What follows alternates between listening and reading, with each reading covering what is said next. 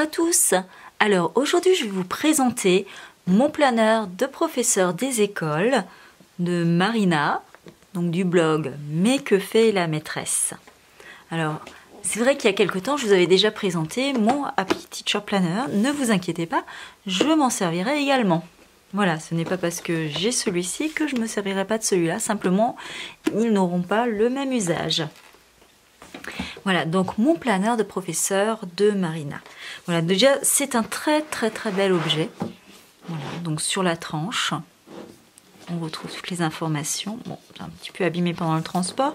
Mon planeur de professeur des écoles 2020-2021 des éditions Weber. Donc spécialement conçu pour organiser votre année scolaire 2020-2021. Voilà, tout un petit descriptif également de Marina. Et je vais commencer, le plus intéressant bien sûr, à le feuilleter avec vous. Voilà, donc déjà, c'est comme un classeur cartonné, très épais. Et quand on ouvre, on a des spirales juste immenses. Bon, en même temps, c'est indispensable étant donné le volume considérable des feuilles qui se trouvent à l'intérieur. Et on peut aussi déjà voir ici tous les petits onglets qui vous permettront de vous repérer plus rapidement dans ce classeur.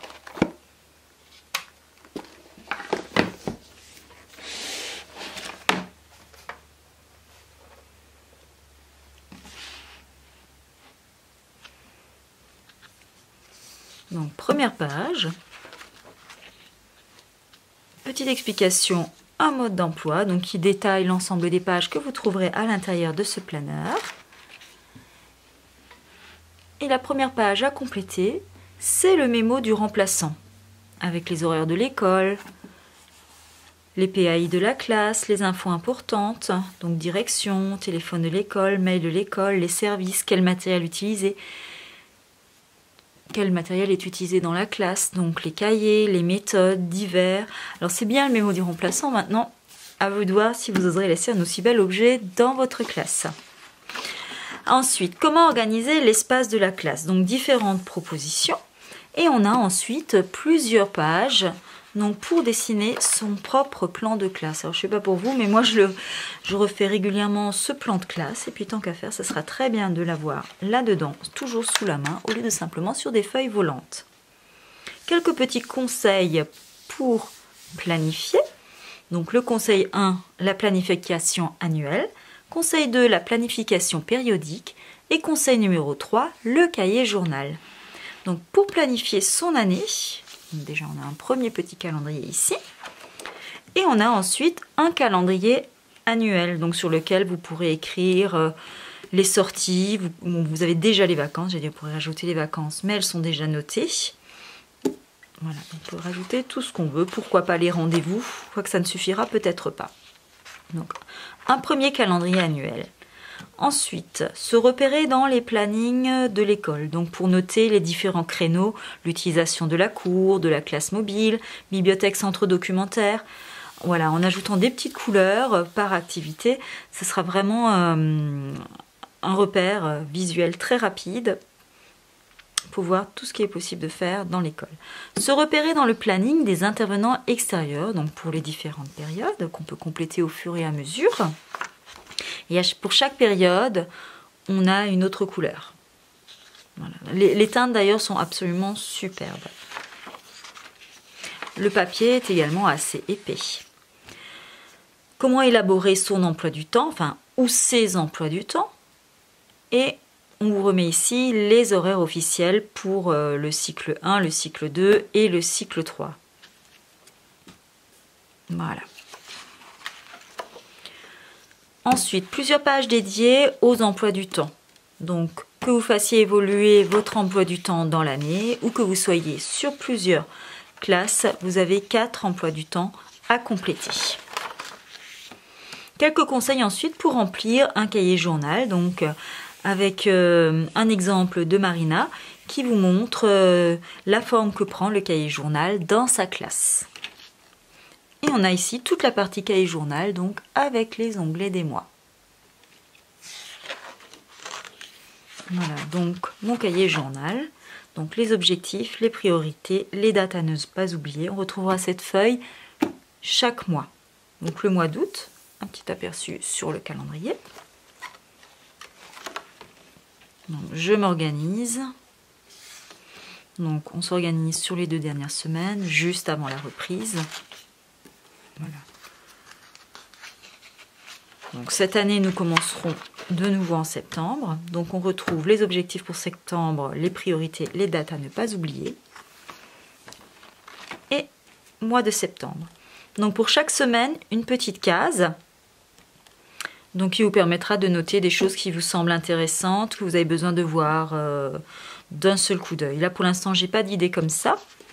Mais voilà, ça peut être que ce soit les interventions, les sorties que vous avez déjà prévues, histoire de tout voir d'un seul coup d'œil. Vous trouverez sûrement autre chose à noter. Ah, oui, pour les maniaques, on peut tout à fait commencer au crayon de bois. Alors, crayon de bois, chez moi on dit crayon de papier, mais je sais que c'est très très variable selon les régions. Ensuite, la partie cahier journal en elle-même. Voilà. Donc de grandes pages au format A4, comme je l'ai dit, dans un papier très épais. On a donc tout cela par ligne. Et ça, c'est vraiment très très pratique. Et c'est ce qu'on retrouve aussi dans le Happy Planner américain. Alors, si vous regardez, vous avez exactement la même place dans les deux. Voilà. Je vais sortir ma feuille.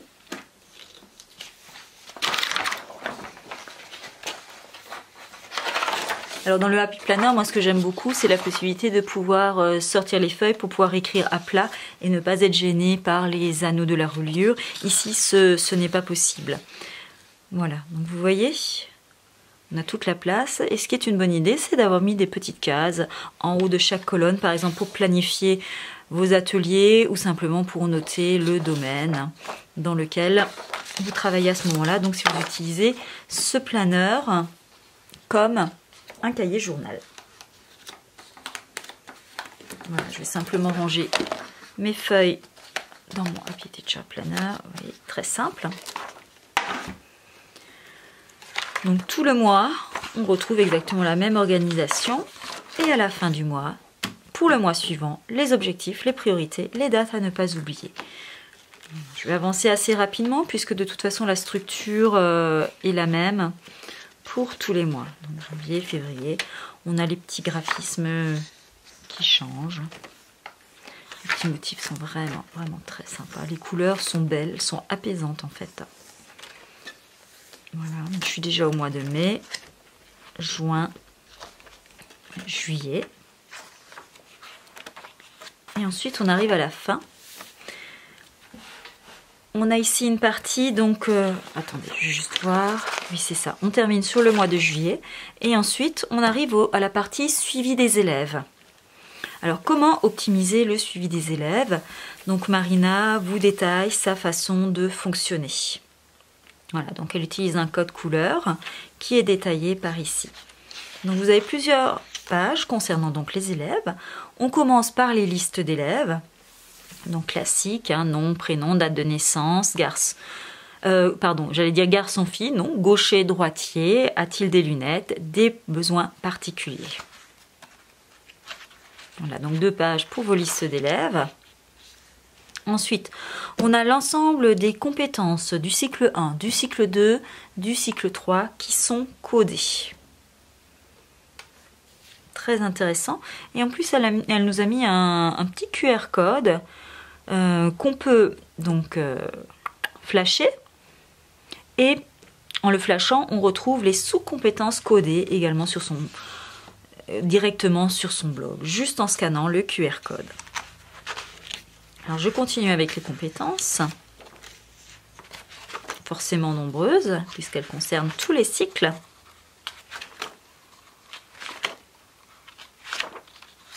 Et on arrive ici au tableau de suivi des compétences. Voilà, ce que vous avez aussi dans le Happy Planner, c'est la Classroom Checklist.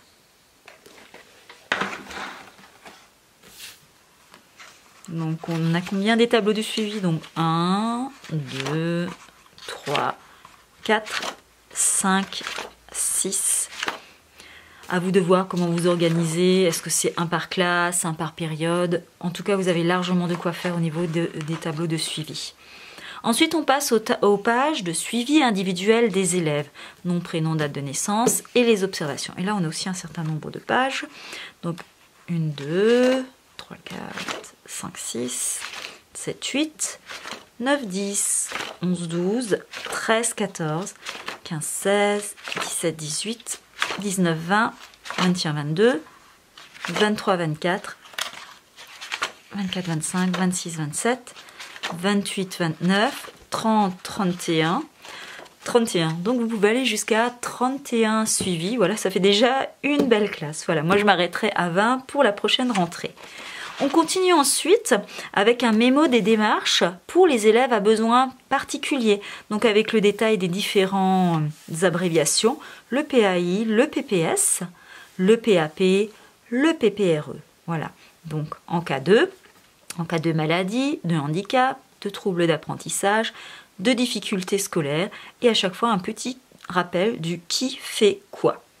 Rappel aussi sur ce qu'est le RAZ. Quelles sont les personnes qui composent le RAZ. Puis on a un tableau de prise en charge des élèves. Donc orthophonie, RAZ, CMP. Donc comment organiser son suivi administratif, donc le fameux suivi des 108 heures, voilà, qui doit se décomposer de la manière suivante.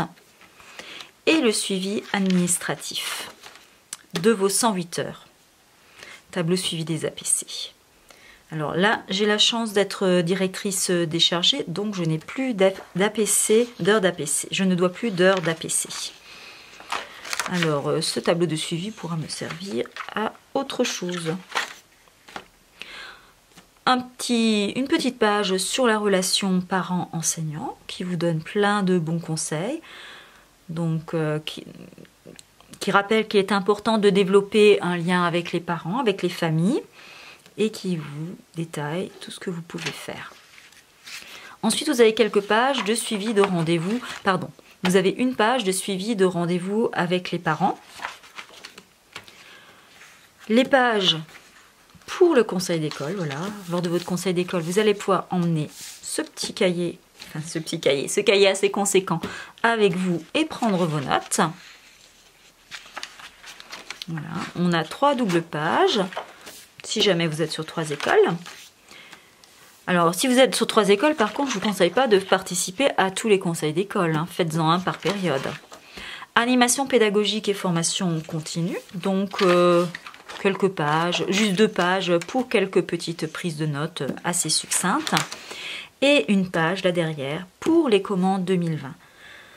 Voilà, peut-être à compléter avec d'autres feuilles. Et puis, derrière, vous avez ici un petit carton qui vous permet de créer une petite pochette dans laquelle vous pourrez glisser des feuilles. Par exemple, si vous avez d'autres commandes à passer ou si vous souhaitez détailler les commandes chez les différents prestataires.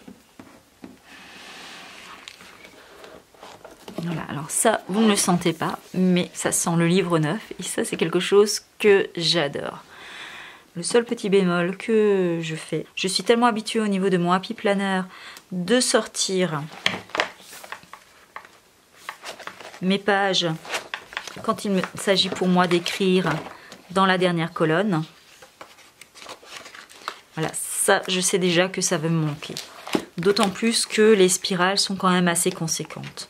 Voilà, moi j'aurais plutôt vu vraiment un format classeur qu'on puisse ouvrir et sortir les feuilles. Alors ça c'est un petit avis très personnel, c'est de l'ordre du détail. D'ailleurs vous ça nous gênera peut-être pas du tout ces spirales. Alors avec la reliure imposante évidemment on n'arrive pas à écrire dans la dernière case, mais il y a juste un petit truc à faire. Voilà, c'est un petit coup de main à prendre.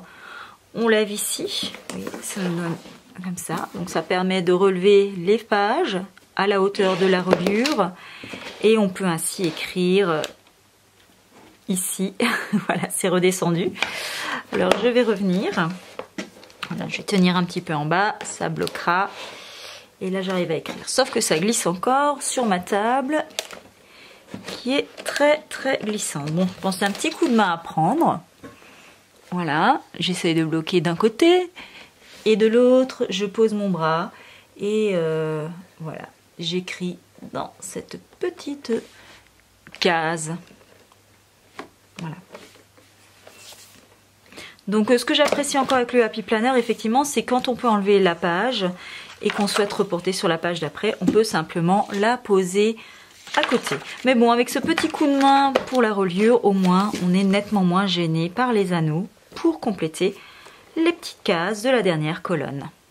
Mais à part ça, voilà, c'est vraiment c'est top. Hein. Bravo à Marina, il est magnifique hein, ce planeur. Il y a tout ce qu'il nous faut à l'intérieur. C'est parfait pour tous les enseignants.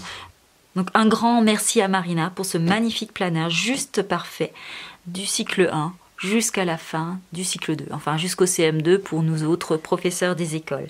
Encore merci Marina pour ce magnifique ouvrage, ce magnifique classeur, ce magnifique planeur.